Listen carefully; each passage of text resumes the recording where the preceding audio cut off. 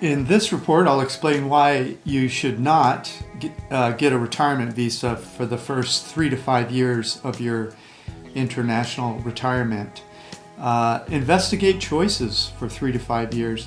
No matter how much time you've spent investigating the best places in the world to retire early cheap, you have to go see it with your own eyes before making a final decision. You simply cannot make a decision without doing an exploratory visit first. And even after you see it with your own eyes, you may get bored after a few months and want to investigate other nearby cities and countries. Like right now, we are in Dumaguete, and we are thinking of visiting nearby Siquijor Island again before we head north investigating other parts of the Philippines. But that is just the Philippines. What if your perfect paradise is in some other hidden corner of Malaysia or Thailand or Vietnam or Indonesia? Wouldn't you like to date a few more countries before you marry one? What if you spend thousands of dollars setting up a retirement visa and a home, only to change your mind a few months or years later when you find a more amazing place? Now I know what you're thinking. That sounds expensive. Who can afford to travel all over the world before making these decisions? But your assumption that seeing more places before making a final decision is much more expensive just is not true. Let me explain. In these retire cheap in paradise countries, it's not unusual to find buses and trains that transfer you between the cities for $10 to $20 per person. That means that if you stay in cheap accommodations and eat cheap food, local food as we do, the only additional expense is the bus or the train between cities. Like when we toured Vietnam, we almost never flew between cities. We used buses and trains. Like now in the Philippines, we've only used ferries and minivans in 2 months between cities. We haven't flown once between cities in the Philippines. So assuming that seeing more places before deciding where to settle down is expensive just may not be true. It may only cost you another $50 to $100 per month to tour around before making that decision if you slow travel like we do. Whenever possible, we even travel by land between adjacent countries.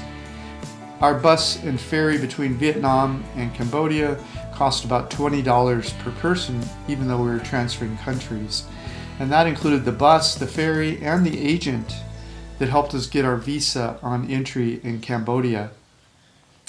So 3 months in Vietnam, spending very little transfer, and then $20 to transfer to another country, and then $10 between cities in the country. It just doesn't add up that fast. Sometimes you need to fly into a country to get a preferred visa. Like Thailand requires Americans to fly into the country to get the 30-day visa exemption. But even then, the regional flights are really cheap. It cost us only about $50 to fly from Siem Reap to Bangkok. The bus would have been maybe $30, but then we would only got a 2-week visa exemption instead of 30 days. So for us, it was worth the extra $20. Plus, we have reports that teach you how to save money on transfers between cities, how to save monies at the cities, how to save money in transfers between countries, and how to save money between regions of the world, and how to save money whenever you're in whatever part of the world. So many of you need to see more of the world before you confirm your favorite retire cheap in paradise location. Once you've seen many of your regional choices, you'll rest more comfortably knowing that you dated a few countries and toured your favorite country before getting married to one country. Plus, by the time you have to make that decision, you will have known enough expats that have already walked your path that you are less likely to stumble walking behind them when going to get your visa in whatever country you'd like to spend more time in long term. Retirement visa documentation can be time intensive.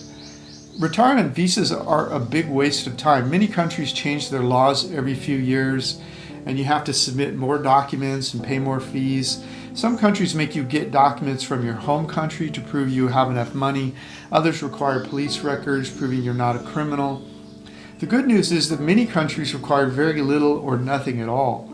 Like right now, we're in the Philippines. Almost nobody we meet here has bothered to get the Philippine retirement visa, even though many of them have been here for years. They just keep getting visa extensions.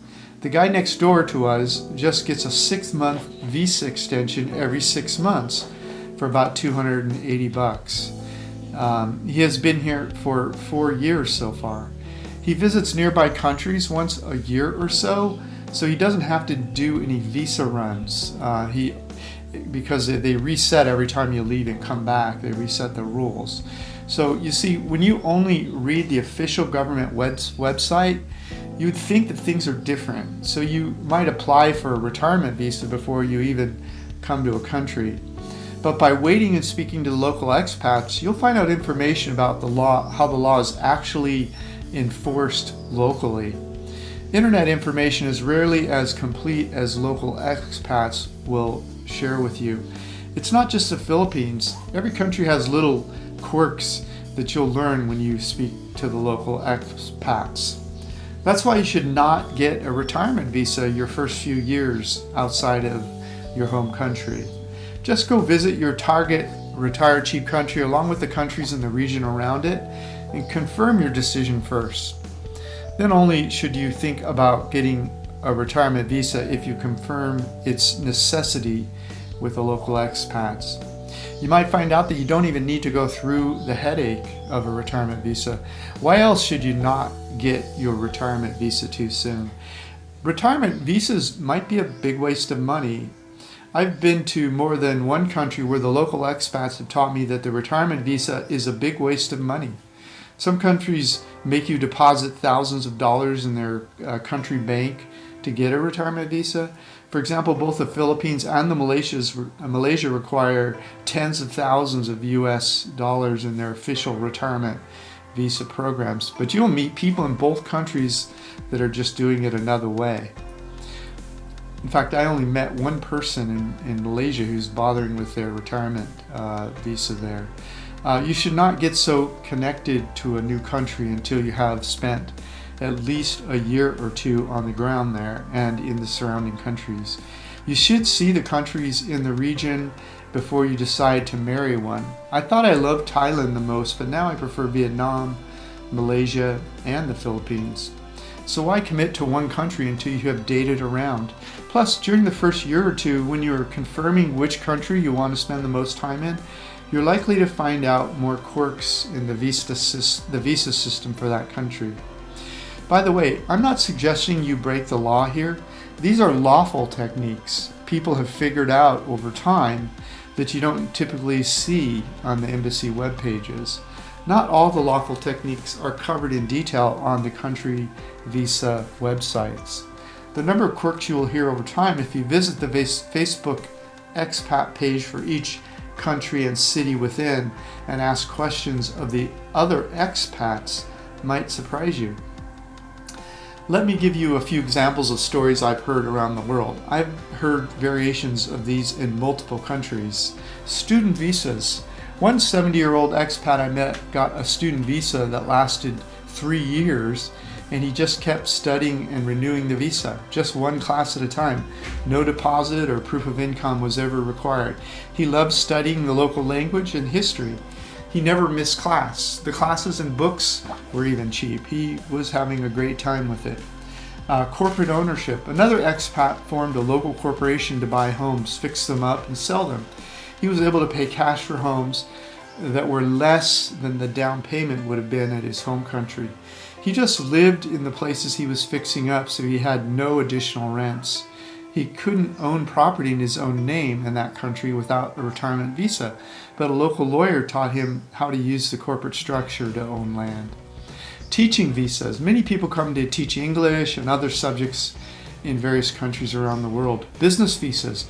Many countries issue liberal business visas that allow people to enter and stay in countries for months at a time for various business purposes, whether investigating exports or other business-related relationships. So I'm suggesting various reasons why you should not deposit large sums of money in local banks just to get a retirement visa during the first year or so, and why you may never need to. During the first few years, just go from country to country, checking out the best cities, follow the visa laws as you go, chat and meet with other expats you meet on Facebook expat pages or just walking about for each city, and ask questions. Just use local transportation and slow travel around each country and between cities in each country until you pick your favorite place. At about the same time that you pick your favorite country and city, you'll know whether a retirement visa is the best way for you to arrange your life in paradise. Or you could just end up like me, just keep moving forward, loving life as you slow travel around the world for 13 years and 65 countries. That's why you should not get a retirement visa for the first 3 to 5 years of leaving home. Thank you for watching our video. Please like, comment, or subscribe if you feel we provide enough value for you to want to help us make our business grow. Feel free to come to Vagabond Buddha and click the free ebook link at the top to get my ebook, How I Fired My Boss and Traveled the World for 13 years. While there, please feel free to browse through our retired cheap reports all over the world that have cheap reports for destinations and transfers between cities, countries, and the world. This is Dan of Vagabond Buddha. Have an amazing day.